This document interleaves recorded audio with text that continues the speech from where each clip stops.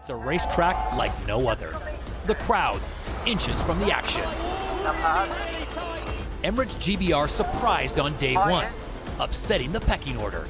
Will New Zealand chase the Brits down? And can Australia turn their fortunes around? Race number 3 will go to the Australian. For the home team Canada, the event-deciding showdown is all that matters. That is Welcome to SailGP.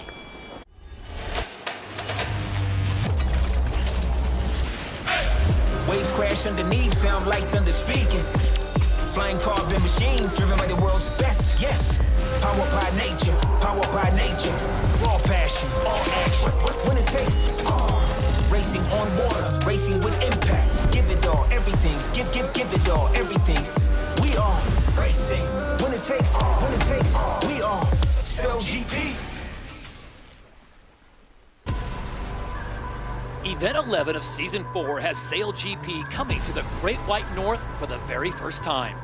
Known as Canada's Ocean Playground, Nova Scotia and the capital city of Halifax is now home to the ROCKWOOL Canada Sail Grand Prix. Racing this weekend takes place on the sacred waters of the Mi'kmaq people who signed the Treaty of Peace and Friendship with the British Crown almost 300 years ago. SailGP brings a mission of respect of land, wind, and water that powers the league as first-time visitors to these beautiful shores. Alongside Olympian Stevie Morrison and former world champion Emily Nagel, I'm Todd Harris.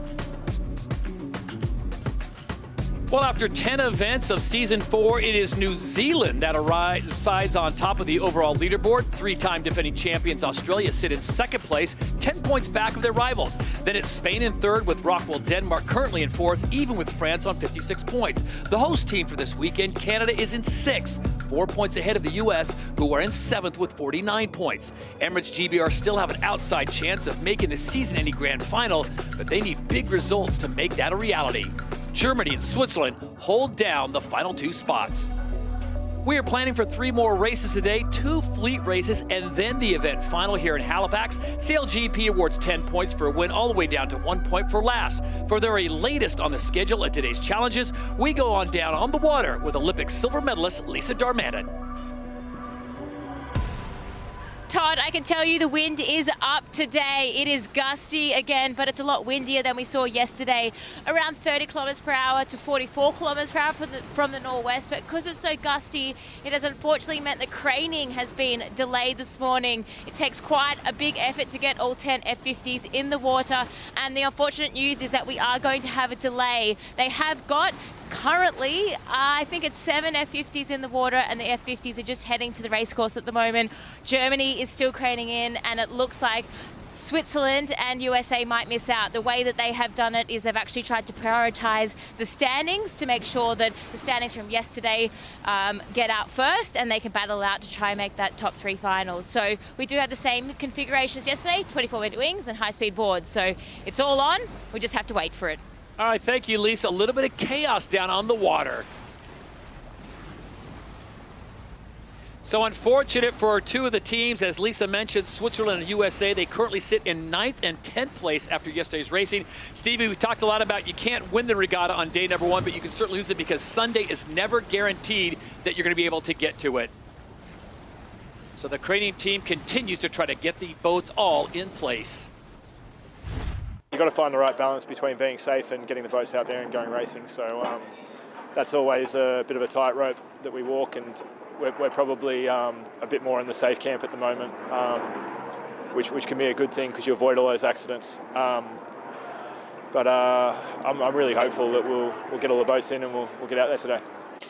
Yeah, I mean, there's so many factors that go into getting the boats on the water safely, and that's a #1 priority. And right now the conditions have been really challenging for the craning, and as soon as you kind of lift that wing, it's there's a lot of risk involved for a lot of people lifting such, like a big structure. It's very light, it can catch the wind easily, and where we are, there's a lot of different directions coming at it with a lot of difference in wind pressure, so it's definitely challenging. And yeah, I think right now we're still holding and really hoping to get on the water.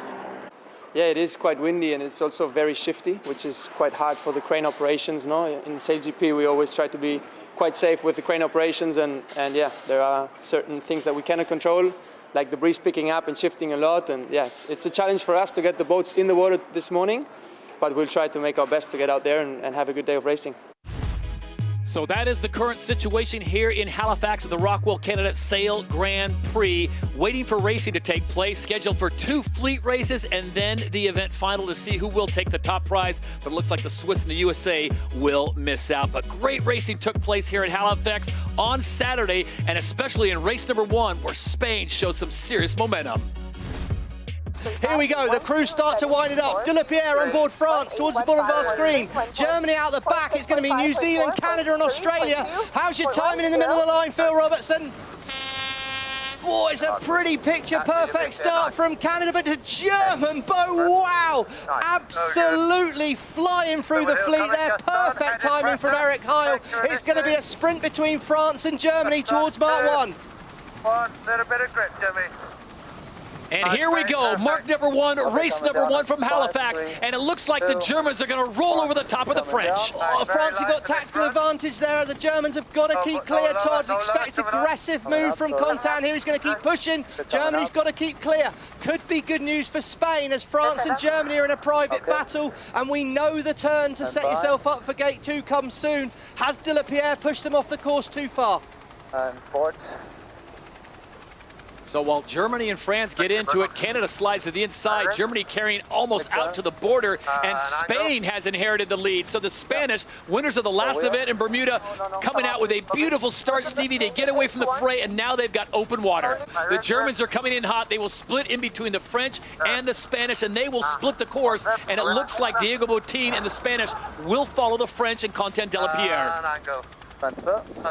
Good first downwind, and here we go. Great camera angle. Look at these darker patches in the middle of our screen, Todd. Really good wind for an early manoeuvre for the Spanish boat here. Wouldn't be surprised to see them turn early. There they go, left-hand side of our screen. Spain straight into a turn. Well lined up for the wind on this upwind leg, but they're going to be coming back through the middle of the fleet. And look at some of the pre-regatta favourites. United States, New Zealand, can't even see the Australians. Some of the big names are out the back at this stage. And right now, the French and the Spanish are almost neck and neck. The edge going to Spain, just about 100 meters, well, less than 100 meters, probably about 50 meters ahead of the French in second. The Germans are in third. And then in fourth place, it's Emirates GBR with Giles Scott. Nathan Outridge and the Swiss currently in fifth. And Giles Scott, left-hand side, Great Britain. They're back in the race. A big pressure event for Giles here. Not performed in SailGP yet, but what a fantastic upwind leg. Gate number 4, as they make their way in here, is Emirates GBR having a great race, and they are desperately needing points as they currently sit in 8th place overall, 17 points out of a top 3 position. And remember, the top 3 will race for $2 million when we get to San Francisco in about 2 months' time. As soon as you're out in front, like the Spanish team are, you just get to pick your own course and sail where you want to go in clear wind, and well, it's a quality act. We saw that at the last event, and Tom Slingsby in the press conference said at this level it's all about confidence, and can't be feeling a lot more confident than coming in having won the last event. All the boats are on our bow, you see them. Yes. Tight moment here, France and Great Britain. Now the British are going to fall off the foils. As soon as they're overlap right now, the British have to stay clear of France. De La Pierre was very kind to him there, but he didn't need to do much more. He's in a good gust of wind. He's heading right at the mark, and the wind's now rotated to the right, so expect an early turn from the French after they turn downwind here.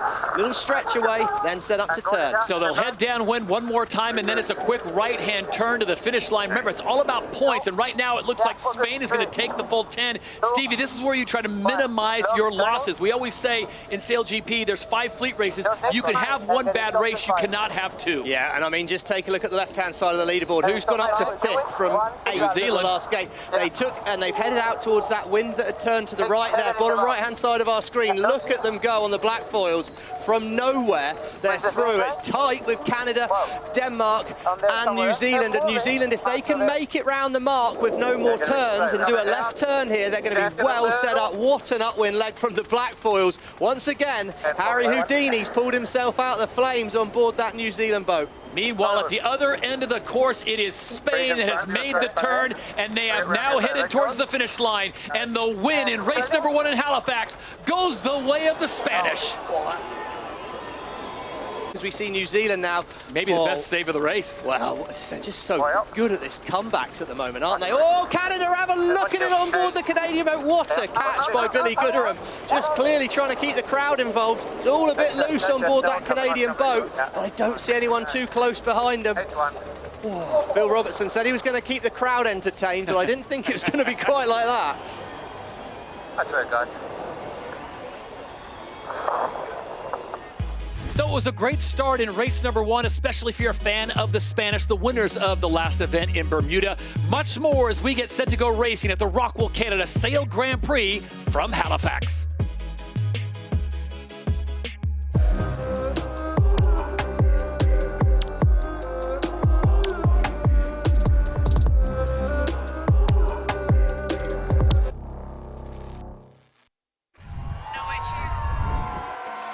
Phil Robertson will steer Canada to their first SailGP victory, and it comes at the ITM New Zealand Sail Grand Prix.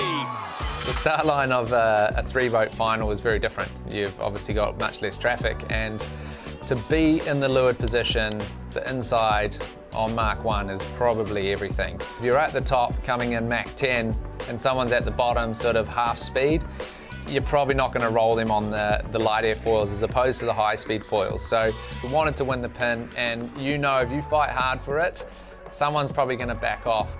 So we're basically trying to maintain control on the other 2 boats while not being early for the line. And then when that time to kill number hits 0, we just basically put the bow down. I crank the boat way up in the air, trying to get the boat to accelerate as quickly as possible, and then we're sort of off like a herd of turtles to Mark 1. We knew if we could keep both those boats from rolling us, then we're going to be in pretty good shape. Well, the moment I was actually the most proud of was at the top mark, Kiwis on port, laying the right gate.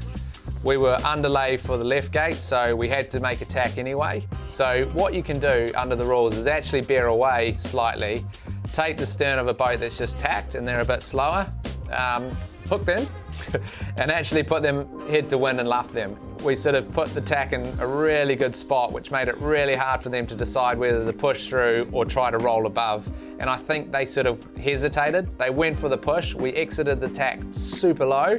Then they came up and tried to use their speed to roll over, and which meant we were actually able to just lock them there and sort of lead around that last top mark with them outside us.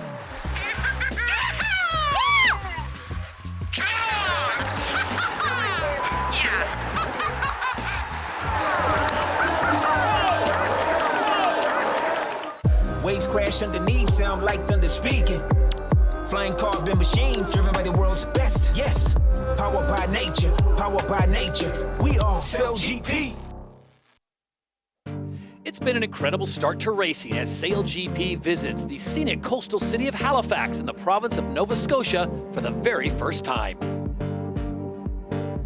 Halifax has an impressive history, iconic landmarks, and stunning architecture. It's a regional culinary center with picturesque coastal views. Halifax's vibrant culture has something for everyone.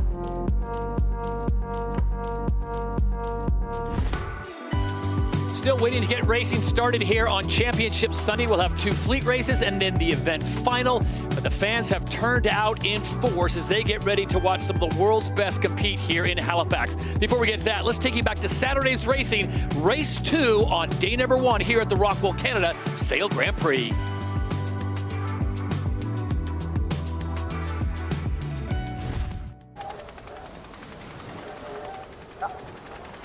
Here we go, pole position predictor at the moment. We see on board Denmark, bottom of the line, New Zealand and Spain fighting hard for this end. France looking for a slingshot in, right-hand side of our screen. Has he got his timing right? It's going to be hard for Spain and New Zealand to accelerate. Here come the French. They're coming in hot. De La Pierre, is there room? It's going to be marginal. I think there is. Oh, he strove it like he stole it. Quentin De La Pierre, have a look at it. What a job. He snaked his way through. New Zealand have accelerated in time. Should be able to hang on to second place, but what a start by the French. Quentin Delapierre with nerves of steel as they approach mark number 1. He will take the whole shot here in race number 2 with the Danes in second and the Kiwis in third. Oh, look at the Australians, Todd. They've flown too high. They're off the foils. Waterhouse pushing too hard on board the Australian boat. They're going to be out the back of the fleet here with work to do. They're full of water as we see France, ROCKWOOL, Denmark, and it's Spain first to turn away from the fleet. That worked well for them in race 1. Has Botin spotted more wind? Yeah, standing on me, set. Goes. Spain in the mix right now. It is Denmark and France on the left side of your screen with the Kiwi short behind. Here we go. Looks like Botin thinks he can get there in 1. He's hoping to make it down. He's got the rights over New Zealand on the inside, but he will be slower. ROCKWOOL, Denmark, they round gate 2 in the lead. But Quentin Delapierre, what a start. He's still very much in this in second as we see Spain round on the inside, but they're going to have to keep clear of the New Zealand crew. Expects an aggressive oh, nice work by the New Zealand crew there, and Spain are now going to be slow. Tight cross by Phil Robertson on board Canada. I think he was clean, but he's off the foils. So great upwind leg, but they're off the foils on Canada. And the black foils, well, they're up to second. No mistakes so far from Burling and his crew as ROCKWOOL, Denmark, well, they're checking out downwind. It's tight in the pack here. Great Britain have got the inside, but I think he's going to try and save a manoeuvre. So Botin is back up into this race, showing us 5th at the moment. Really tight with the French. Quentin Delapierre, great starts, but they're struggling to find a quick route round the course. One turning up. See how quickly they go from manoeuvre to next manoeuvre. That choreography, that tempo of conversation, really, really nice on board the Danish boat. Yeah, fast. As we see New Zealand, they're off the foils. They've got to re-accelerate there. It's less wind at the top here. I think this is going to turn into a big lead for ROCKWOOL, Denmark. New Zealand are going to struggle to foil again here. And in fact, Canada could be a problem here. Canada and Spain on the inside of New Zealand. New Zealand's just going to creep around. Spain and Canada, there's a bit of history there. Don't expect to see Robertson be very kind to Botin here. Here we go. Canada winds it up. Spain must keep clear. Canada with so much more speed, they blow right past the Spanish, push them back to 4th place. Meanwhile, it's Peter Burling now going into open water. He is firmly in 2nd place, and he'll try to reel in Nikolai says that as they head down to this final gate, and then it's a quick right-hand turn, and right now the lead back up to 200 meters for Denmark. 3, 2, 1, handle. Get out in front and stay out in front. That was the plan, and Denmark stuck to it. Race number 2 goes the way of the Great Dane and ROCKWOOL, Denmark. They have it's really tight at the bottom here. Emirates Great Britain, Slingsby in 6th, could get back in here. Spain needs to give room to the British, but the Spanish can expect to be faster. Botin has played that beautifully. It's going to be hard for the Brits to stay. Oh, but the Spanish get a little loose. Britain get very loose. Can they keep the speed? Here come the Roos. They're going to look to go round the outside. I think the Roos could get round. It's going to be really close. Who's going to get it on the finish? Oh, that's photo finish there for me. Wow, that was so tight as we see Switzerland and France. A lot of the boats getting loose at the bottom. Oh, France got to keep clear. Switzerland get round the French. Delapierre, disaster, really. I mean, first at Mark 1 and gone.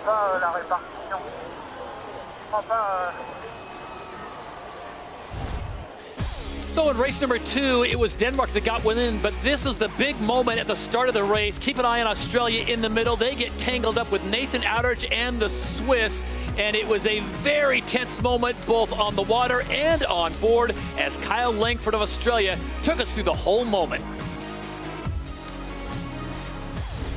Yeah, so we felt like we're in a pretty good position off the start line. We had the Swiss below us, and of course we're in the risky position there. They have the rights to do whatever they want, but typically in this kind of racing it kind of serves no purpose to go after one particular team because you just kind of screw yourselves. And in the moment we were pretty frustrated at Nathan for luffing us like that, and he was pretty aggressive. He did it a couple of times and eventually put us off the foil. 2, 1, gun, Swiss coming up. Nathan, every time. Swiss coming Got up. it again. Nathan. Joking, this guy. After 16 times. Marcus down a bit. Coming up.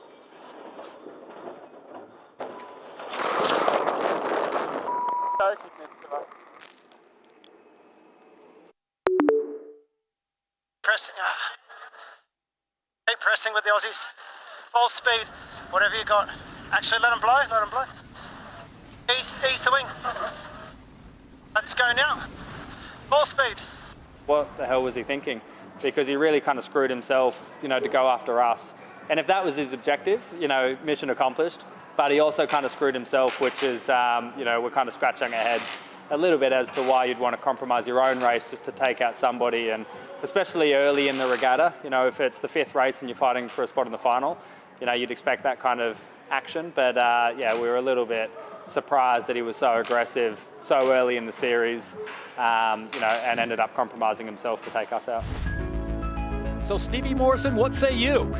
Well, yeah, it was pretty aggressive move by Nathan, really. I think Slingsby and him have got a lot of history there, so it was obviously a few points being scored amongst each other, but Robin's racing, as they say, and I think all it really did was to set up to fire Tom up for the 3rd race of the day. Well, we'll see how it all played out. Spain wins race number 1. Denmark wins race number 2. Who would win race number 3 on Saturday? We are still in a delay moment here on Championship Sunday. The fans have turned out en masse. They want to see the world's best. Before we get to those 2 fleet races today, let's bounce back to the 3rd and final race on Saturday. Does Australia get their revenge? Spain and the United States are late, that's for sure. New Zealand are up and foiling. Australia are up and foiling. Don't see much of a gap for New Zealand. Oh, he's trying to thread the needle. Have a look at Peter Burling. How's your timing at the bottom of the line here, Australia? Coming in hot. Oh, brilliant by Slingsby. Absolute perfection. OCS penalty over the line early. Switzerland and Germany.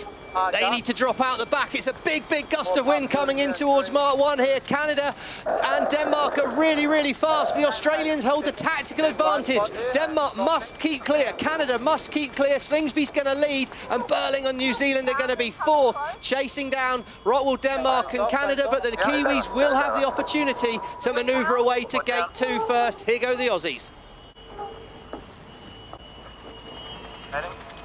At mark number 1, the team that maybe needs a great win here the most, the Aussies. 3-time champions in SailGP. They have had a terrible regatta so far in 8th and in 6th on the first 2 races.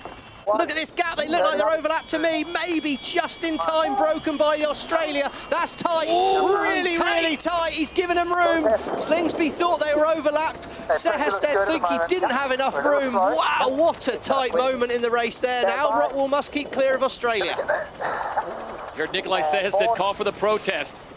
Nothing so far from Chief Umpire Craig Mitchell as Denmark maintains the lead. They will turn away from the Aussies. Burling on board the Blackfoils has the right of way here. Great Britain must stay clear, but they've got a faster angle, but I think they're going to struggle to be ahead of New Zealand from here. They've got to set it up for the next leg. Canada in it, but leading at gate 3, it's New Zealand and the Blackfoils. Canada's coming in hot here. Are they coming in a little too hot? Will they go to the inside line? Canada does just that. Wide in, tight out, Todd. Textbook motorcar racing stuff there, and they're going to set themselves up well.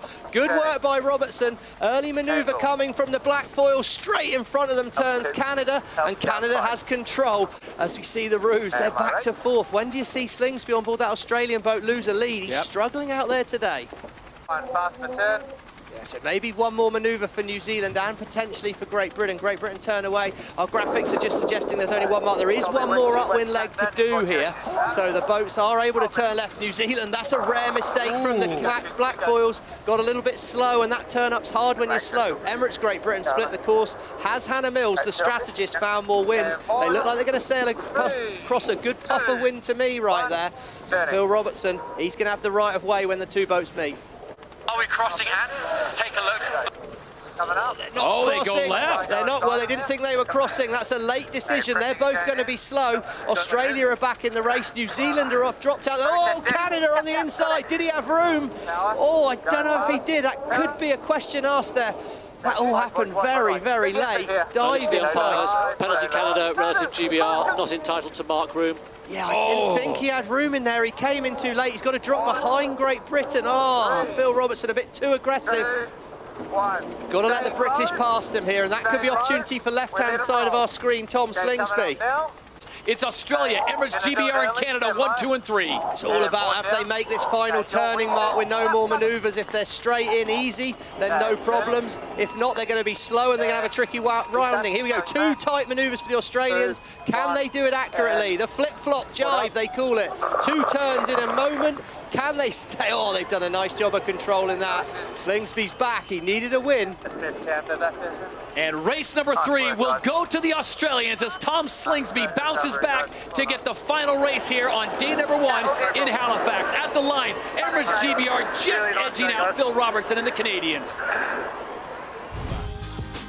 So after 3 races on Saturday, which not one team dominated, it's Emirates GBR on top by virtue of some very consistent sailing by Giles Scott and his crew. Peter Burling and the Kiwis are in 2nd place, 1 point back, and ROCKWOOL Denmark hold down 3rd. Then it's a tie for 4th with host Canada and last event's winner Spain.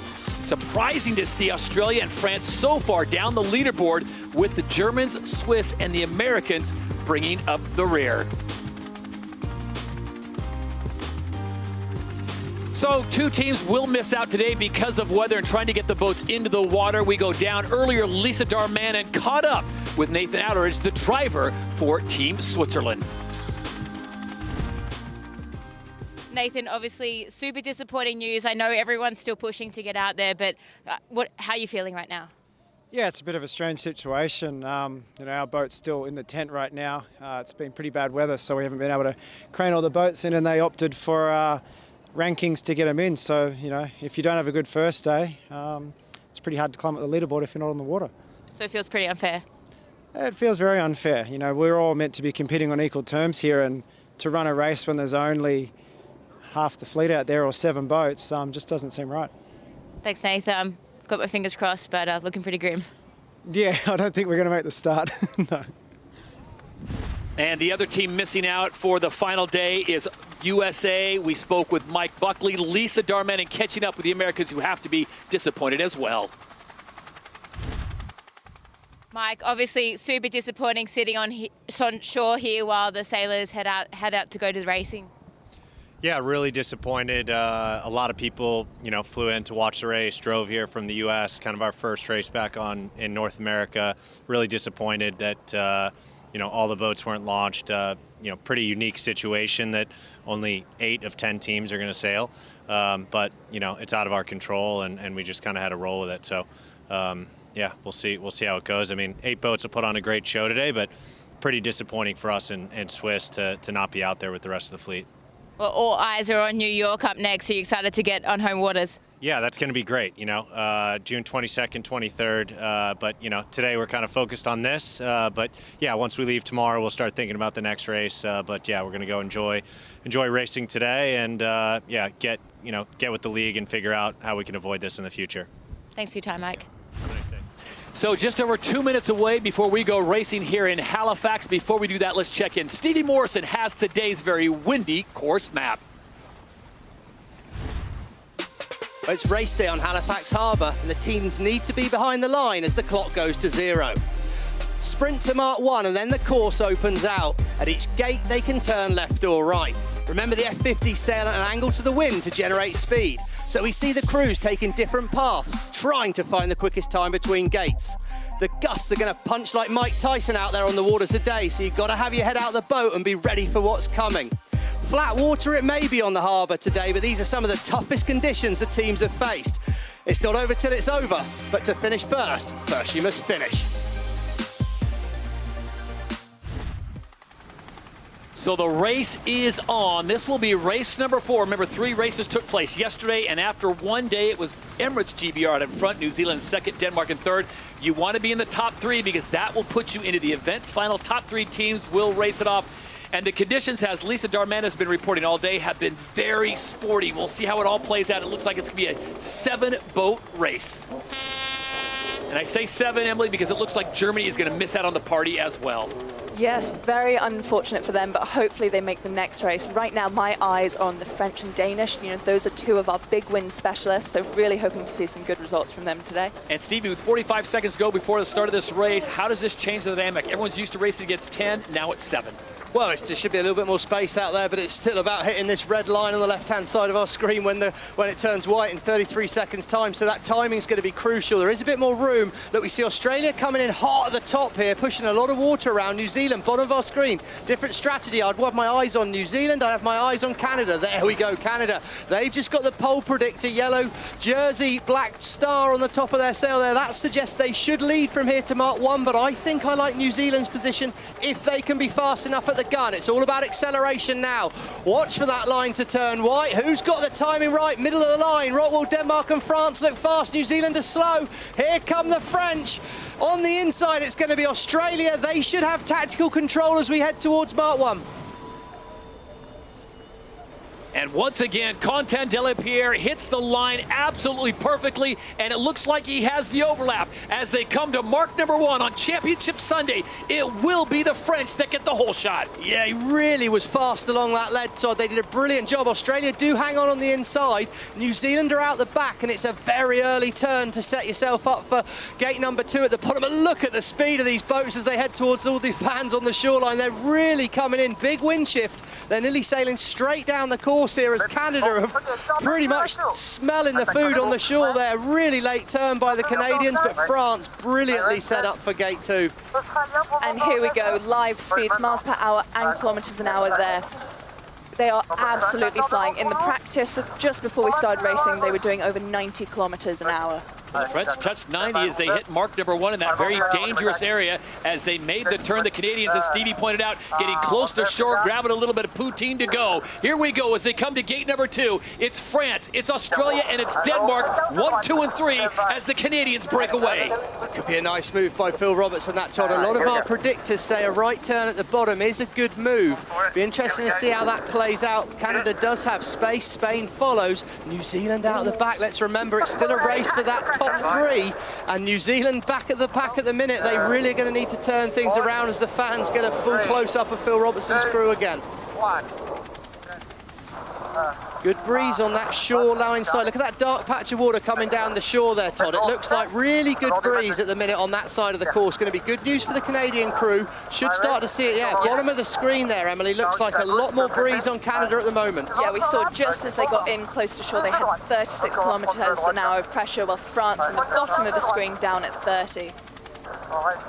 Game for Canada at the moment, Todd. So here we go as they get ready to head to the top of the course. Lisa Darmanin, as if you haven't been busy enough, what does it look like on the water? Well, right now the Australians, they're in more pressure, but I really like the angle that the French are sailing in. And that's really been the pattern throughout the weekend. More pressure near the Halifax side, near the crowd, but better angles coming out of the right. The wind is generally more left, so a little less shifty than yesterday. And also, because the average is higher, those manoeuvres are less compromised. So more room for the sailors to play this course. Look at this graphic we've got here. We just saw Giles Scott cross, Luke Parkinson, flight controller, there he goes. Oh, brilliant work there. That's that tracker crossing. That's Hannah Mills now. She's having a look out. That's because the wind's coming over the left-hand side of that British boat. They don't have the right of way. Burling's New Zealand crew, he's starting to slice his way through the fleet. What can the Blackfoils do on this upwind? It's a short race out here. Phil Robertson sailed a great first upwind leg, and he's going to potentially, or he should for here, lead at gate 3. Coming up. Oh, Australia and Canada, look how close. Oh, it was an aggressive turn. It could be a capsize for the Australians. Oh, what a save, Carl Langford. Brilliant save on the wing there. Robertson, oh, the match race two-time world champion. He hunted that Australian boat there. What a job by the Canadians. And right now, the Australians are dead in the water. Canada shoots ahead. France up to second, but for Slingsby, wow, he's going to breathe a sigh of relief to still be dry. It's tight with ROCKWOOL, but Australia needs to reset here, and New Zealand, they're out the back at the moment. Oh, the Australians go from second and third place. They drop all the way back to 6th because of that moment, and it is Canada that squeaks away. France sits in second now. Opportunity for New Zealand. Look at the speed of the Kiwis, and they're splitting the course here. New Zealand potentially could get back to 3rd with that pile up on the left turn mark. What an opportunity for the Blackfoils. Slingsby will be glad to still just be dry at this point in time, but out in front, look at Canada. They're down the road. The home fans are happy. And it is good news for Canada at the moment, because with that kerfuffle at the top, Mark, that puts Canada through to first for race to the final. Even with Great Britain, who led after day number 1, France would be in third. Let's go back and look at this one more time, Stevie. Who had the right of way, and why did Australia get put in such a difficult situation? It was the Canadians with the right of way, of course, coming towards Australia. And I think we're going to be able to listen in on board the boats as they come. Here is that replay on board Australia. Listen in.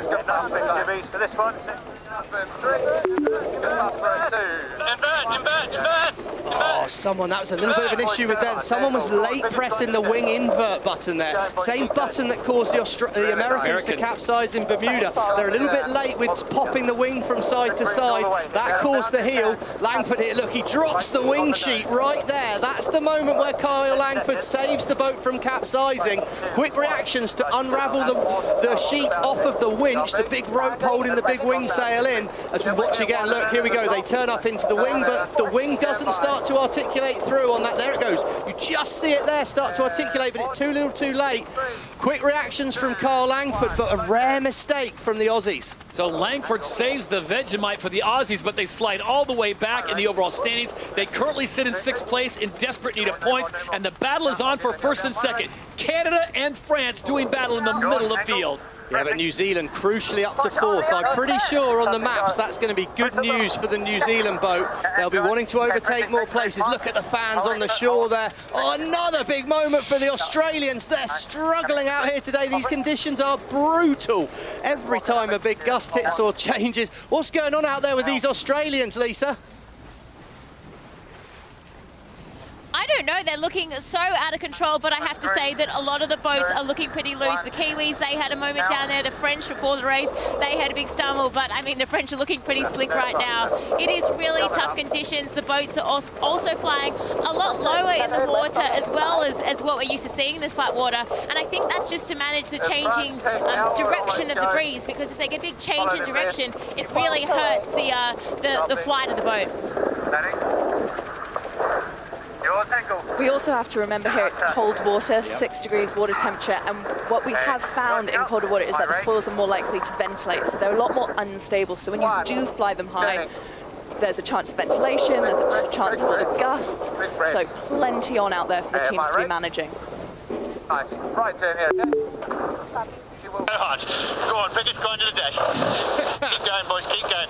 Oh, CJ there motivating the troops in the front there. I think that's worth mentioning, though. The grinders at the front of the boat are having to haul that wing sail in and out just at Samuel James's command, really. It's going to be a hard physical day for the grinders. You're going to want some strong players up there in the front of the boat. And Phil Robertson now, final downwind here. Keep it smooth, and this is going to be a good result. The crucial battle here is New Zealand in 5th against Giles Scott on the British boat in 3rd and Nikolai Seherstedt in 4th. That will be crucial, because this is the thing that can be close. New Zealand well lined up for a left turn. Here comes Giles Scott.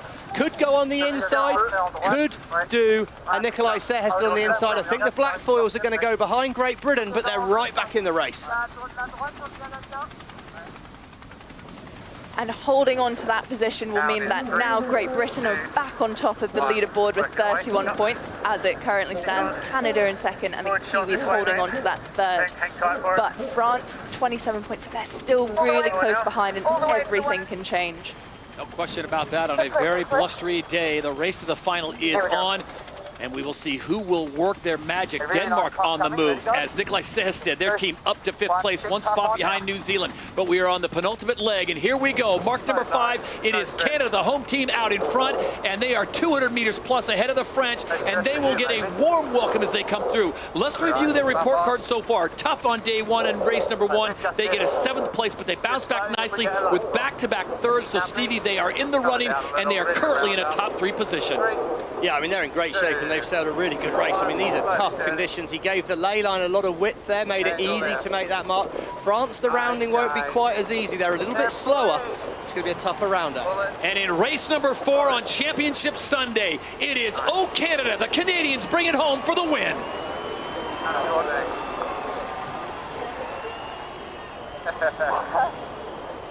France will hold on for second place, and that sets things up for a wonderful race number 5. Tight moment coming here, Todd. That moment that's about to happen between New Zealand and ROCKWOOL Denmark. Look, on the inside, New Zealand, they've got to do a tight manoeuvre. Oh, no, they're going to be behind ROCKWOOL Denmark. ROCKWOOL Denmark nearly 90 kilometres now. That's around the 48 knot mark in old money sailing there.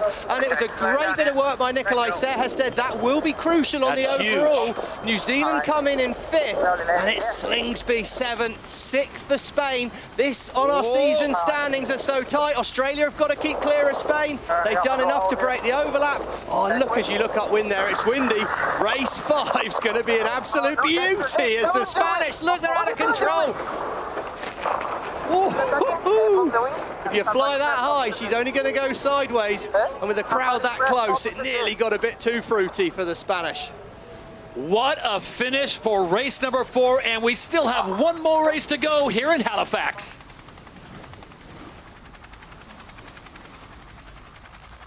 So despite the fact that there were only 7 teams out on the water, with Germany, the USA, and Switzerland missing out because unable to crane in their boats because of the high winds, this race certainly lived up to its billing. The wait was certainly worth it as we take a look back at the highlights from race number 4. 7 teams out on the water, and Stevie, still very spicy.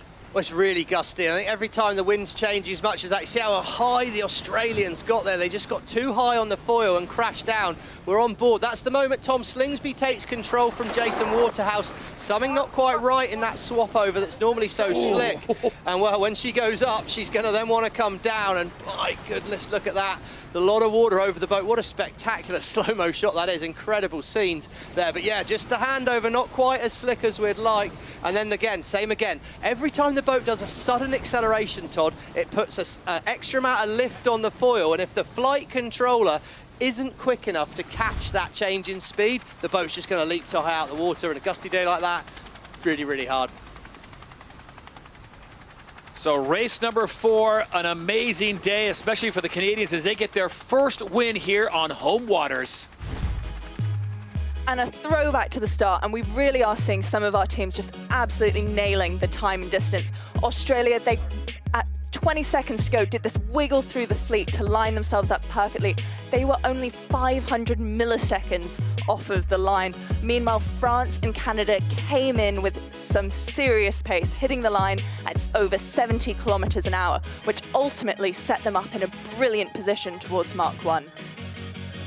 Well, it was pretty eventful stuff from here, that is for sure. I mean, it was not exactly plain sailing for the Australians. They got pressed really hard by the Canadians there, and a slight delay, a mistake, something on board. The wing did not invert correctly. Carl Langford there, sat with his hand on the wheel. Luckily, we watch now. Look at the big wing sail. Look at it suddenly drop down any second. Now, as Carl's going to let go, there he goes. Suddenly, that big wing sail gets going there. But that all came from the wing invert button. We've heard about that in Bermuda. Certainly, the United States crew have.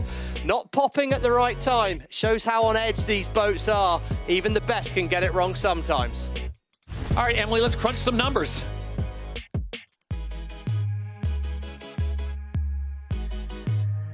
And here we go, looking at some numbers here. So Canada and GB are leading the way when it comes to percentage flight time. 95% of the time up on the foils.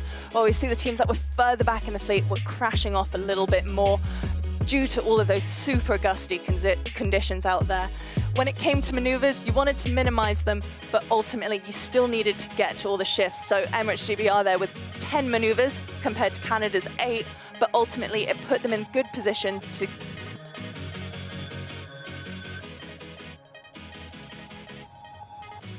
So the ROCKWOOL Canada Sail Grand Prix delayed start, but we are off and running, and Phil Robertson in Canada give the hometown fans here on the shores of Halifax quite the show as we now go on board. Phil, what a great race. You guys had to wait for this one, but it was certainly worth it. Give us an idea of what the conditions are like out there and what you expect for race number 5.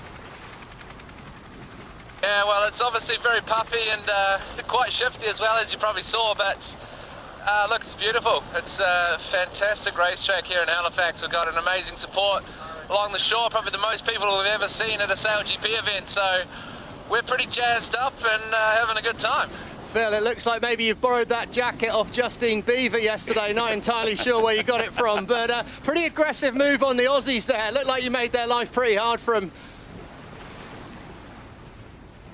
Yeah, look, they were coming in on port, and more often than not, that has right of way now. So we thought we better make sure of it, make sure he got his tack in time. And yeah, look, they got it a little bit wrong, but it was certainly quite cool looking back and seeing them almost on their side. But thankfully, they stayed upright and could join in again. All right, Phil, appreciate your time. Good luck to you, as Phil is styling today as he puts on a show as the greatest showman here on the waters of Halifax. One more fleet race to go. Stevie, I'll tell you what, there were some moments in this race, and the super slow-mo does not lie. No, I mean, it was spectacular, wasn't it? And I just think it's such a gusty breeze out there on the water. The whole amount of power that's flying around is changing just every second out there. Hard for the whole choreography of the crews to keep that going along the road, to sail the boat smooth. And as soon as you're not out in front, it gets really, really hard when you're having to change your mind quickly. And the battle is on for a top 3 position with one more fleet race to go. Short time ago, Lisa Darmanin kept up with a Great Dane, Nikolai Sehested. Nikolai, it's pretty hectic out here. Obviously super stoked to be out here and battling. You're in third at the moment. Yeah, not our best first race now, but we got a few things we can improve, and yeah, we need a good one now. Obviously beat the Kiwis, but also just try and go and win the race. That will get us to the final. So we've been focusing a little bit too much on Spain. I think we need to start focusing ourselves as well. I think Spain's not going to make it, so we can push hard this last race and just go for the win. Thanks, Nikolai. So the Race Riot race standings look like this, an all-important 4th race. 3rd for Emirates GBR, so they are in the running still. Canada in there. And Emily, you see the tie between ROCKWOOL, Denmark, and New Zealand. Why did the Danes get the nod? That is all down to who won the last race. So the Danish beat the Kiwis, therefore they win the tie-break. So very important next race for those two teams. And there's also a race within the race. That is the Impact League.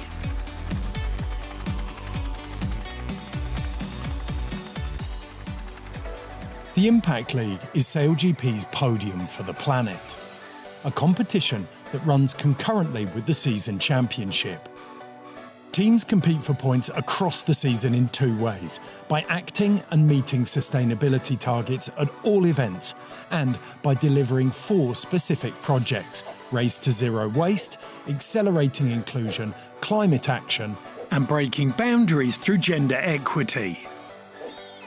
For Halifax, ROCKWOOL Denmark won the Climate Action focus area with their innovative Race to Restore plan that will replant eelgrass, which is being lost at an alarming rate globally. The first step in this project is to get the knowledge, and we don't have that as sailors, so we teamed up with Christina Border, a scientist and specialized in ocean health. Eelgrass here really plays an essential role mostly for biodiversity. So there's so many species relying on eelgrass at some point in their life stage. Not only that, 1 square meter of eelgrass gives us 10 liters of oxygen per day. So that benefits us very directly. It also protects our shoreline. So it's on our side in the fight against climate change. So here we have a bundle of eelgrass with a very dense rhizome and root system. This stores a ton of carbon, about 10 to 40 times more efficient than forests on land. 300 square metres of eelgrass will be planted in the ocean around Nova Scotia, storing approximately 80 kilograms of CO2 every year. It's a great platform for us to collaborate with, and we're very grateful that we were invited to share this, to really spread the word in this context of an amazing sports event. Being a sailor, I feel strongly about ocean health, and that's why, first and foremost, I want to create a better environment for the ocean.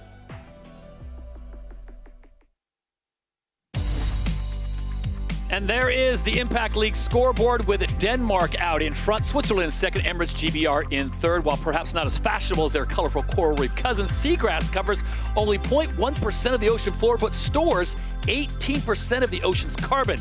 And lowering the carbon in the ocean lowers acidity, which helps to protect the good-looking coral reef. So congratulations, ROCKWOOL Denmark. The Impact League, SailGP, of course, powered by nature. And the watch is on now as the Germans have entered the fray. We go from 7 to 8. They missed out on that first race, Stevie, but they are at the bottom of the leaderboard, so this will be good for them to get in there. Makes it a little more crowded, but now under 2 minutes to go, and the battle will be to be in the top 3. Wow. And are the Germans going to play spoiler for someone out there? The points are so tight. Look at that event leaderboard there. Denmark and New Zealand, same points. France just 1 point out. GBR, well, they're far from safe, but they might be liking the look of this rain coming down there. Very British-looking weather coming in for race 5 here. That'll probably suit Giles Scott and Hannah Mills, used to sailing in a bit of rain. The fans on the shore there, nothing's going to dampen their spirits.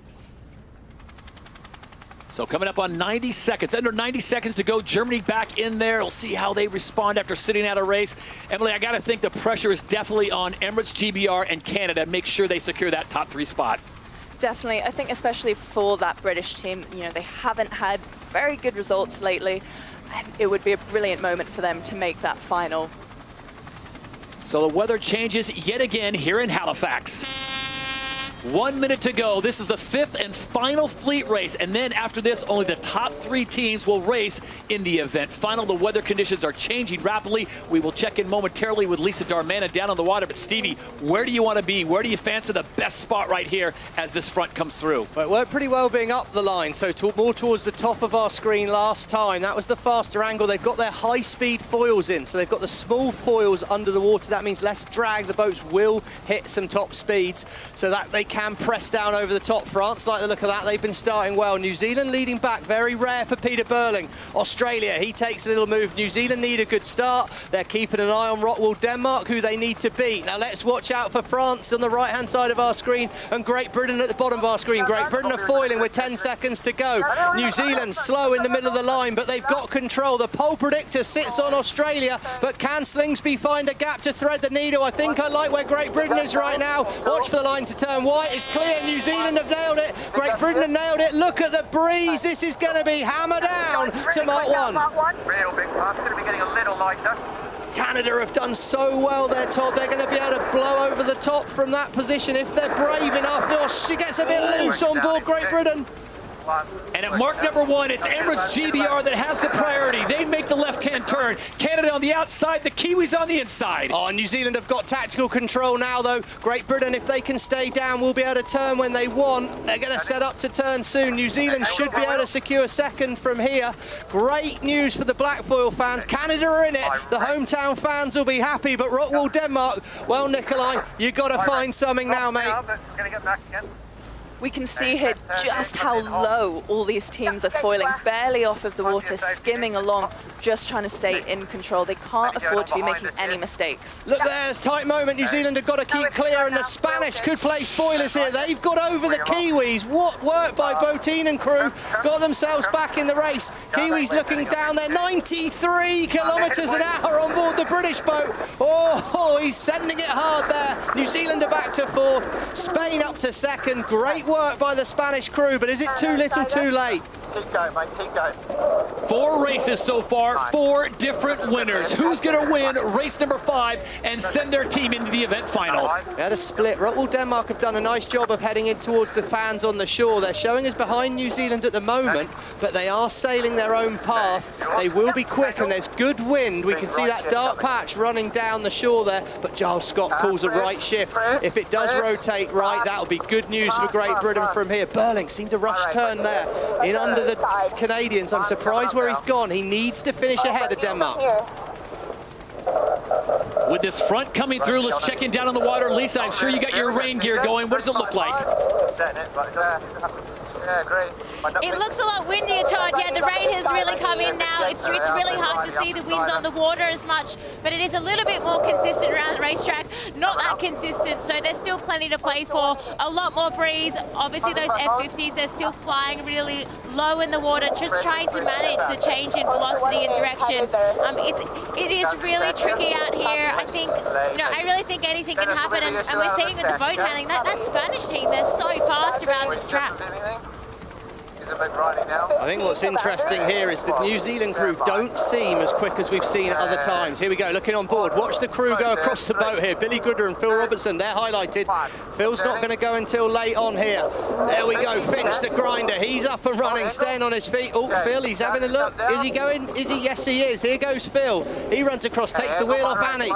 And it's going to be Billy Gooderham that comes up next. Nice work by the Canadians here. They're well in this race.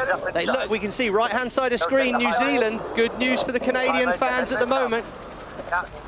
But the Spanish team have snuck in here and they are disrupting that race to the final scoreboard. So at the moment, this would see Canada, Great Britain and Spain bumping the black foils out of the final. So pressure is on Peter Burling to make that next gain. Canada's got to keep clear here. Canada's got to keep clear of ROCKWOOL. Oh, wow, that's ball. Surely that was a foul. That looked pretty blatant by Canada there. Don't be surprised to hear from the umpires, but they already have a lead change. Penalty, Canada. How costly will that be to the Canadians? It's so tight. Spain in good position. They should lead at gate 3, but it's really tight between the Canadians and the British. Let's go first lead after the fairway. All kinds of congestion right now, and it looks like this will have a huge impact on who's in. You've got Canada still in it, Denmark still in it, and Great Britain will be in it as Spain gets bumped out. Trying to ride the momentum of Real Madrid. Can the Spanish pull something off here? Oh, it's really tight. The black foils could be back in this as well, but it's ROCKWOOL Denmark. They pulled a rabbit from a hat up here. What does Burling do? Can he get round the outside? ROCKWOOL Denmark are down inside the Spanish. This is so tight. Halfway through this race, we've got another one of those upwinds for the teams to deal with. My heart's not going to deal with it. I'm not entirely sure how the sailors are going to be able to deal with it. The Kiwis on the outside, they're struggling to get themselves space and back in the race, but Canada, this could be really bad news for Canadian fans unless Phil Robertson can find something soon. Big down, Eric. Big down, big down. And the pressure really is on. We've got Canada just holding on here with 35 points. France just behind with 34. It is changing so quickly. I would expect that to change 10 more times on that next upwind. This is just leg 4 of 7, race number 5. As we mentioned earlier, we have had 4 races, 4 different winners, and this is going to be critical, Stevie, not only to see who wins this race, but who can push.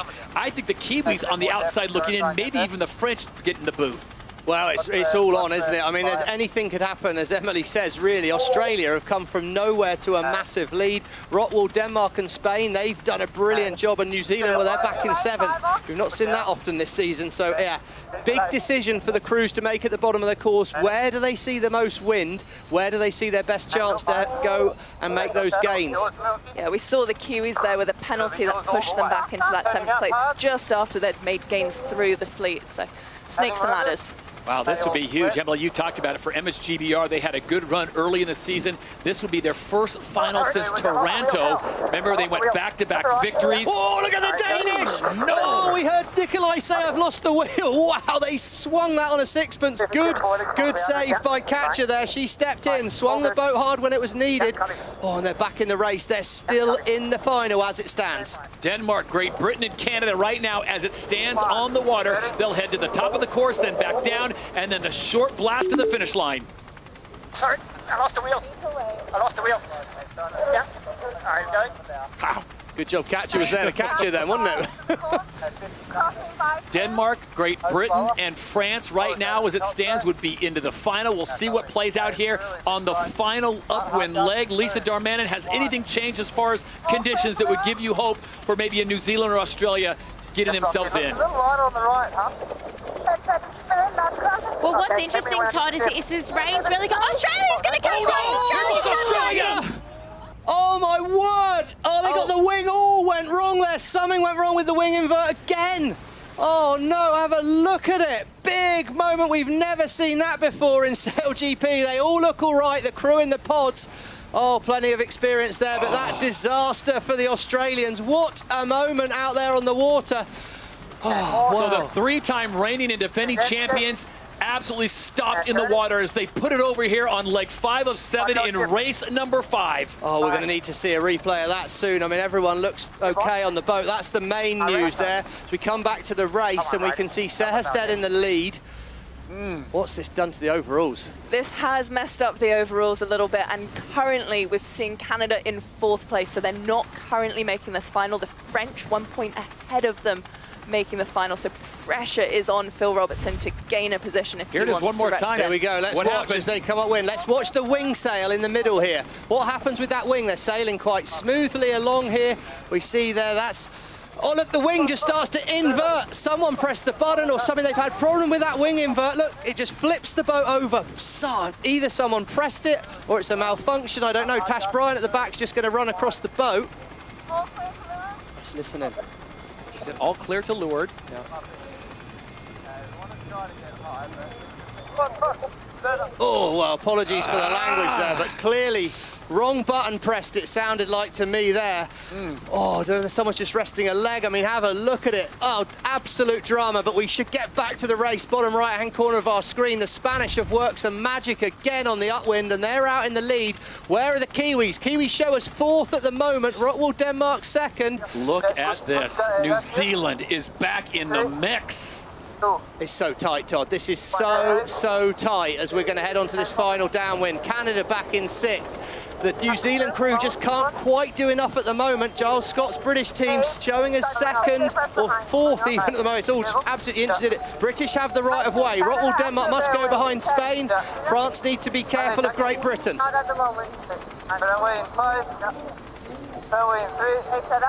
It's so gusty. The Kiwis are off the foils. I think New Zealand are going to struggle from here.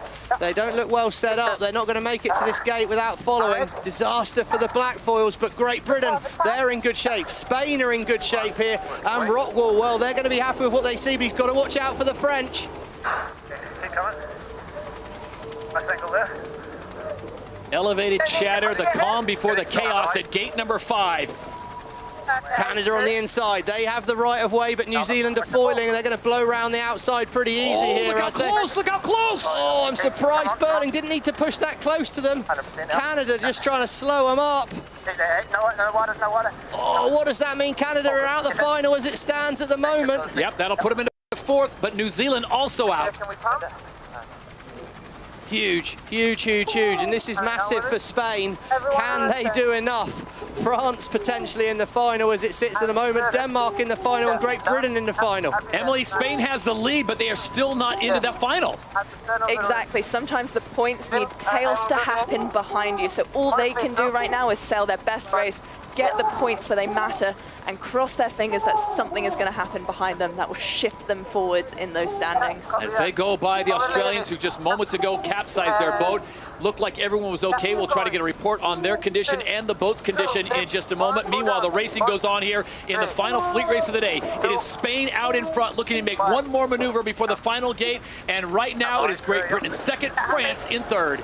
Oh, what a turn up this would be. Spain perfectly set up here. They look in great shape to make it through the gate with no further problem. Emirates, Great Britain, this could be massive for their season. They had to make the final to have any hope of getting to that grand final in San Francisco. They're doing just that, and in some style getting back to 2nd.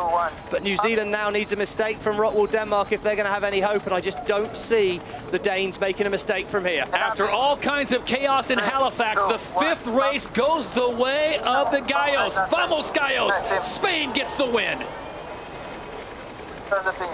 Emirates GBR will take 2nd, the French will take 3rd, and with Denmark crossing in 4th, that could do in the Kiwis. That will do the Kiwis, Todd. And that is confirmed. That puts GBR, France and Denmark through to the final race. I never tried that before. Well, dropping the wheel, Nikolai. Yeah, I'd suggest you probably don't try it again, mate. It's not to be recommended. Amazing work by Katja to catch things there for them. But yeah, New Zealand, well, 5th. It might not be disastrous for their season. Probably the only team that can afford not a great result. But Canada, this could be disaster in terms of their hopes of making it to the grand final in San Fran. And it all looked halfway through that race like it was working out perfectly for Phil and his crew. There you see the Canadians way on the outside. They will have the slow crawl home, already knowing their fate. Oh my God, this is so painful. And I think he's echoing what you were saying, Steve. Yeah, well, I mean, it'll be interesting to hear what happened on that last lap of the race, because they just, I mean, they made a few mistakes, whether things weren't quite clicking on the boat. But you can just... finish, mate. Just don't need a lot more to hear those noises from the Canadian boat. I mean, just gutted, absolutely gutted for the home fans, and gutted for his crew. Look at that, Philippe doesn't seem too keen to tell him. Emily, can you tell him where they finished? Board's going down. Oh, I can, but I just feel quite big. So the Canadians come through. Again, Australia has a capsize. They are still out in the middle. We're getting reports that everyone is okay right now, but we'll try to update that as more information comes our way, as the front comes through. And what a finish as Spain gets the win. Emirates GBR second, France in third as we go down on the water. Emirates GBR, welcome back to the final as we join Giles Scott and his crew, including some of the best sailors in the world, Hannah Mills, Ian Jensen. Giles, welcome back to the final. It's been a while, but we're glad to have you and the Welsh goat in the show. Yeah, it has been a while. It's been so long. It's a first. I've never been here before. So, yeah, certainly makes a nice change from the last couple of events, that's for sure. Giles, well, just to let you know, there's only going to be 3 boats in this race, so it should be a little bit easier. And I'm going to ask Hannah, what are you going to tell Giles is the key priority in these 3-boat finals? You've been in a few yourself. Get off the start, lead to Mark 1 and carry on to the finish. Keep it simple. Start, consolidate, win, Stevie. It's a tight debrief, that one, Giles. Now, Giles, it's really gusty out there. Just how hard is it sailing the boat today? Yeah, no, it's super tricky. Obviously, a lot of rain's just come in now as well, which makes it that bit more pleasant. But yeah, gusty, shifty. The Aussies obviously had a big one on that last upwind there, which no one wants to see, but hopefully they're all right. But yeah, real tricky day, but I suppose we're doing a reasonable job at it, so we'll just try and crack on as we are. Giles, Hannah, thank you for your time. Wish you the best of luck in the finalists. Emirates GBR back in the final for the first time since Toronto when they went back-to-back events. So we'll see what Giles Scott and Hannah can pull off here. France finishes in second with 35 points, but look at the pileup just missing out. Spain, New Zealand, and Canada all tied on 34 points, 1 point short of making it to the event final.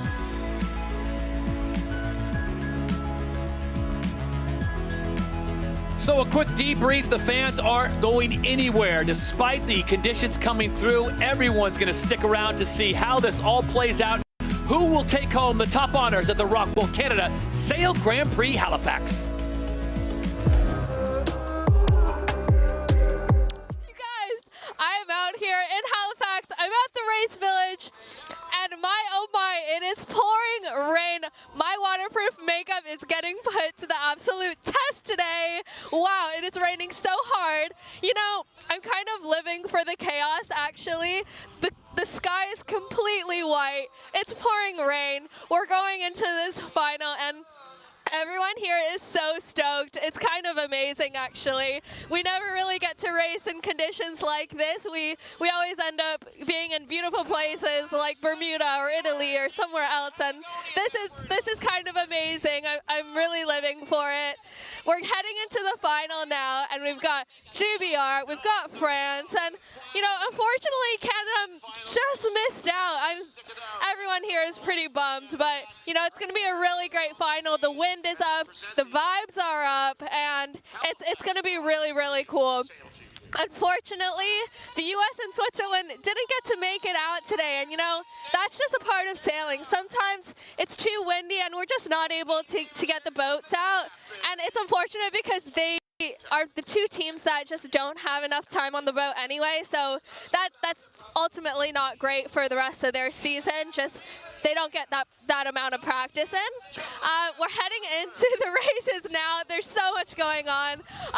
Have a great day, you guys. I'm going to enjoy the races from here.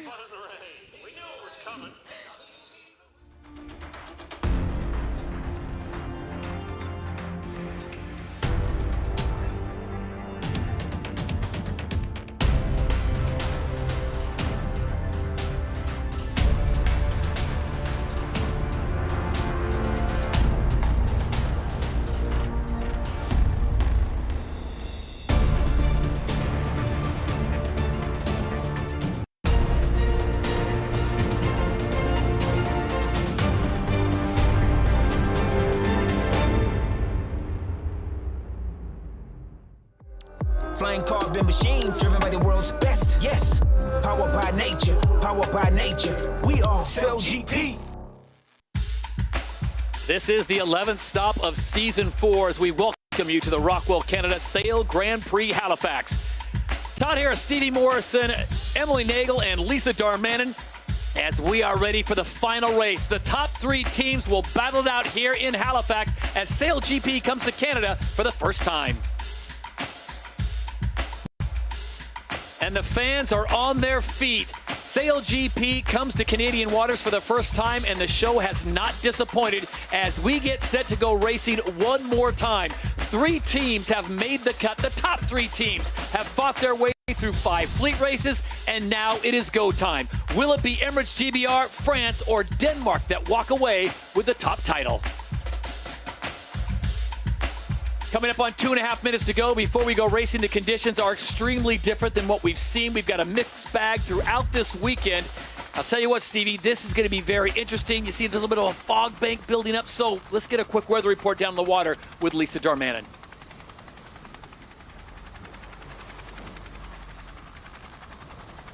Also messed with the breeze. So when the rain approached, we had a big increase in breeze, and it's dying off a little bit, but it's still pretty pumping out here, and we should be in store for an exciting final. A little bit more room for the sailors to play, obviously, with only 3 boats, but it looks like that right turn at the bottom and into that Halifax crowd is really a big gain for the sailors. So it'll be interesting to see if we see as much overtaking in this race. All right, thank you, Lisa. Denmark, you saw just a moment ago, their crew, an all-star crew indeed. The French are in the final. Emily, they've missed out on so many finals by a point or a tie break, but now Quentin Delapierre and his squad are in the show. Yeah, it's great to see this team back on form. They do traditionally do well in this bigger breeze, so I do expect them to come out fighting hard here. The Danish, they've been one of the most consistent teams through the season, and then you've got the Brits who, they've struggled to find their feet since Giles took over, but they have come out swinging this weekend. Giles Scott looking for his first win as the driver for Emirates GBR, taking over for Sir Ben Ainsley. He has got so much talent on board, Steve. We can't even get to start talking about how many Olympic medals they have on that boat. No, it's a wonder it takes off sometimes, that is for sure. But I think Luke Parkinson, Ian Jensen, big moment for them here. And the grinding team on that Emirates GBR team is always so big and powerful. Great Britain, France, Denmark, welcome to the final. The course is 5 LG2. The axis is 355, length is 0.75 nautical miles. Good luck. Okay, so we've got the same course as before. The axis means that's the wind direction, so it's pretty much coming out the north. It'll be cold out there on the water, but these sailors won't mind that, just good breeze. Interesting, we heard Hannah Mills there say big righty at the moment. That means the wind's rotated more towards the right of our screen. You'd want to be more on the bottom end of this start line where France are heading for now. That's the pole position. They're shown as the pole predictors at the moment, but they potentially given Giles Scott room to wind up and come out below. They're all going to fight to be towards the bottom of our screen at the gun. Here come the British. They're up and foiling. They're going to start to press on the French, but it's about acceleration. All boats are early here. Here we go. 4 seconds. Watch for the line to turn white. Who's got the timing? Great by the British. They're out the middle of the line. Pole predictor says they look good, but all the boats were slow. It's an acceleration competition from here. Tactically, I like where Great Britain is, but can the Vikings put down the thunder and roll over the top from up there? Hey, working back up. Hey. It's going to be good for Great Britain, Todd, here. Coming down in 2, easing. 1, working down. At mark number 1 of the ROCKWOOL Canada Sail Grand Prix Halifax, it is Emirates GBR that gets the whole shot. France tucks in right behind them, and here come the Danes. Look at the top of the mast there, 90 kilometres an hour on the Bearaway. Getting softer. Stand by. Yep. That's 48 knots in old money sailing talk there. That's big boat speed at the Bearaway, but more importantly, it's total control for the Brits. French first to turn, though. Have the French judged it right? They could potentially be inside here. Great Britain needs to be aggressive if the French can make the left turn, and then Giles Scott needs to be aggressive here. So far, the Brits have nailed their plan. They nailed the start. They were first to mark 1. Now it's time to consolidate. Hey, full speed here. Oh, he looks good shape here. It's going to be a lead for the Brits here. No overlap. Getting softer. And right now, Emirates GBR, as they approach gate number 2, they lead here at the event final. They are a well-oiled British machine, and we'll see how they handle this under high pressure. We know Giles is new, but let's not forget Giles is a two-time Olympic gold medalist. He's used to these high-pressure races. He's been there, done that in the past, and we can see it's the boats behind them. The French have got real loose there. Oh, they came off the foils. Slow manoeuvre. Great news for the British. Big gains for the British team here. Yeah, we can see minus ride height there for the French team just from where they've crashed down. Meanwhile, the Danish really pushing that foiling height over a metre above the water at times, which might be a little bit out of control there. I think you've got to remember, Todd, as well, if you have a big crash like the French, the boat fills up with water, so it's really, really heavy. They've got to drain a certain amount of water to get rid. So it's not just the immediate moment. It takes a little while to get going. They're going now, but they've lost a good few hundred metres. Lisa, is there much hope out there for this French cream to find better wind in near the Halifax shore? I actually do like where they're heading. I did say that the wind had died off, but I can tell you right now it's picked up a lot. And where the French are heading, there's really good breeze. I think it's also going left shift, which means Denmark's a little bit compromised, but we still have the wind coming off the shore, so it's really gusty and lots of low-level cloud really messing with it. So it is a little bit of a shorter race, this one, so not as much time for the teams to catch up, and not as much traffic as well. So it's, I think the French are looking pretty vulnerable right now. Okay, so a left shift, that means the wind's turned towards the left, which would favour the British. It means it's turned towards their side of the course. It gives them an opportunity to sail less distance on that British boat. And less distance is great, and currently they've also got the highest average speed, so brilliant sailing for them. Here we go, we're on board the French. Now let's watch in the left-hand side of the screen here at the foil. Let's see how high they go across the boat. It gets all a little loose. Bit of a slip up on the wing trim there. As Kevin Pepinay, who's now on the left of our screen, left, the wing sail suddenly flew out. Contan maybe didn't quite have a good grip. Anyway, mistakes matter at this level, and the British now, that is a big lead. No mistakes from the British, and they should have complete control from here. Well, look at the French. They've got themselves back into a good position right now as Emirates GBR, as they approach gate number 3. They have the lead here in the event final. Here comes Denmark, possibly, as Lisa said, with better pressure on that wing, but it is all Giles Scott and Emirates GBR now. As they make the turn on gate 3, they'll head towards Halifax. Following the turn. A little bit more to come. Really good breeze on in 15 this way. So that's Hannah Mills, strategist at the back there. She's saying she likes the breeze. That means there's more velocity in the wind. They're sailing pretty much straight down the course. It looks pretty nice for the British crew at the moment here, and that's a good few hundred metres lead. It's extending to it. It's a split. Lisa, we got a big split. Is there any hope for ROCKWOOL Denmark with this split? Well, there has been a few Hail Marys out on that side. I think the British team, they just have too much of a lead there and plenty of pressure. So if they stick this manoeuvre, I think they're looking pretty safe. Here we go. These are the sailors on board the boats here. I think Giles Scott, they're running across. I think the height deceptive. Luke Parkinson still stays in the pod, still flying the boat. Now he's handed control over to Giles to fly the boat. Luke runs across and he's back on the tools. And the Danish team have really been struggling for speed there on the left-hand side of the course, giving the advantage to that French team who followed the Brits inshore onto the Halifax side. Gate number 4 of the event final. It is still Emirates GBR. Giles Scott at the wheel. Stevie, the conversation is constant on board that boat, but it's calm constant. Yeah, this is a pretty experienced crew out there, let's not forget. I mean, everyone on this boat, other than Giles Scott, has won several of these events, so there's a lot of experience there. And as I say, let's not lose sight of the fact Giles is a two-time gold medalist. Got another split coming from ROCKWOOL Denmark here, but those two interacting so closely with each other for the second and place only means more meters for the British crew. And it's a 17-second lead right now for Emirates GBR over Denmark, 20-second lead over France, as they will head upwind one more time, then it'll be back to the bottom, and then the quick right-hand turn to the finish line. Surprised where the British manoeuvred there. I think they've opened the door here, but definitely the wind has rotated in ROCKWOOL's favour. Stick lefty on this corner. Yeah, We could see just how much pressure the Danish team gained, though, by going into Halifax. They had 36 kilometres an hour of pressure, while the Brits were down at 25. That is a big difference. I think you're right, Emily, but I think most importantly as well, the wind's rotated left, and at the moment, the best angle to be sailing is the angle ROCKWOOL Denmark are on. So it's gains for ROCKWOOL Denmark, but they need the wind to rotate back the other way. So it's all in the hands of the god at the moment. Sehested's given themselves a chance, but it looks to me like a conservative approach from Giles Scott to try and bring things back together with the Vikings is good. But look, one wind shift and the right of way will be with Sehested. There's all the chance for this to change up a little bit here. It's going to be tight at this final gate. The lead was 300 meters for Emirates GBR. It is now less than 100 meters. Here we go, look, still 50 meters in it.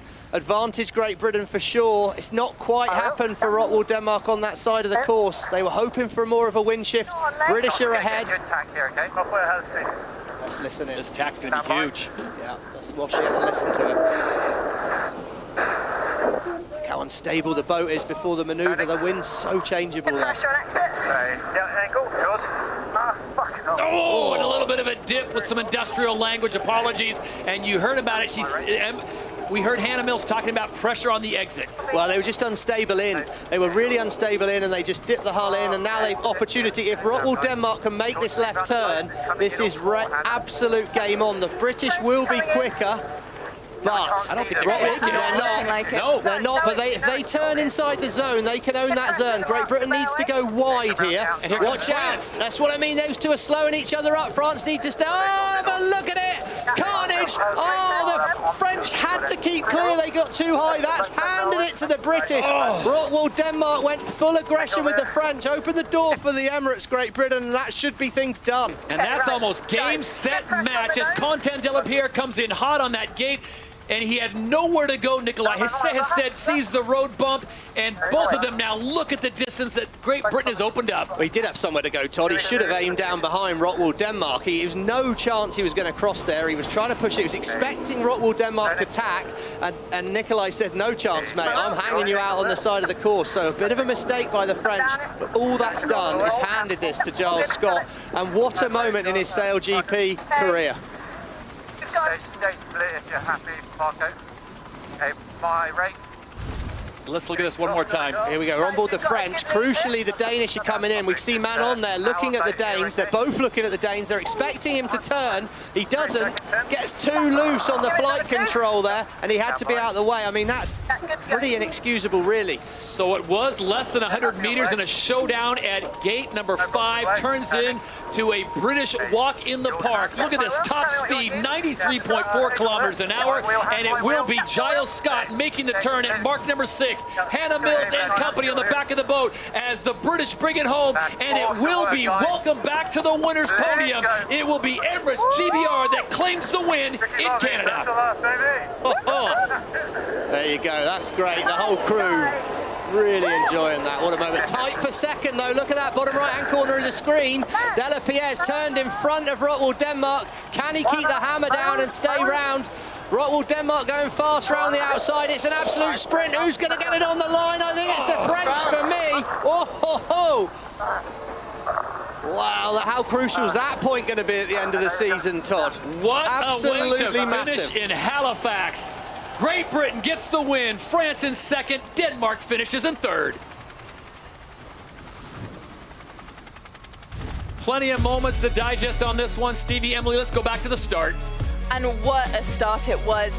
Danish and French just a bit too early, allowing the Brits to come from behind and take a controlling position, slowing those two boats down and off of the foils. Now, Danish had the Rolex best time start of just a second behind the line, but the Brits had the best speed and pushed them past the breaking point. That was good work there by the British. They held on the inside. Often when you got the inside in these 3-boat races, you get to control things tactically. ROCKWOOL just couldn't get the acceleration over the top. And really the story of the race was often second and third fighting with each other and just opening the door for the British.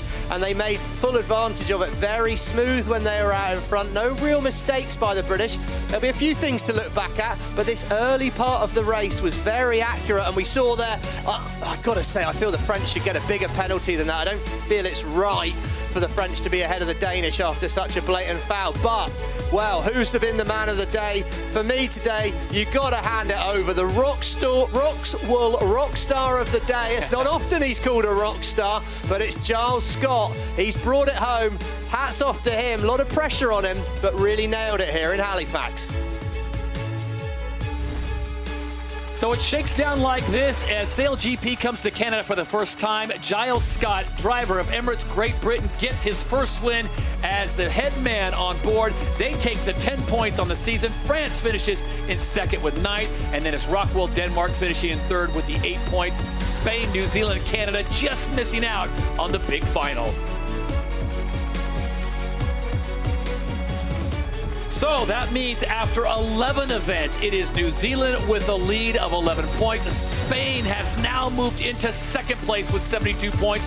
3-time reigning and defending champions Australia now dropped to third.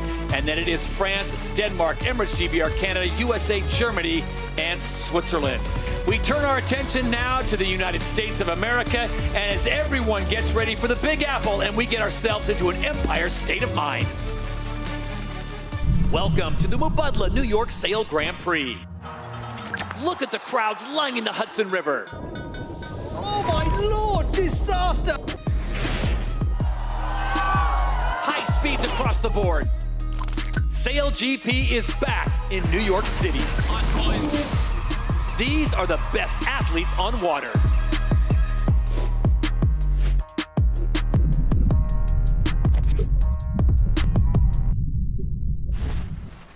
And Lisa Darmanin down on the water with the winners, Emirates GBR.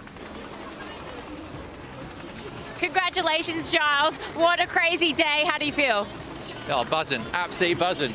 Yeah, awesome day of yachting, and yeah, just feel very fortunate to have an amazing crew to sail with, and yeah, we nailed it this weekend. So yeah, really stoked, really stoked.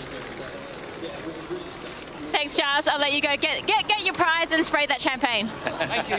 Thank you. Congratulations, Giles Scott. Again, he takes over for Sir Ben Ainsley. A lot of pressure on him, Stevie, as they come in.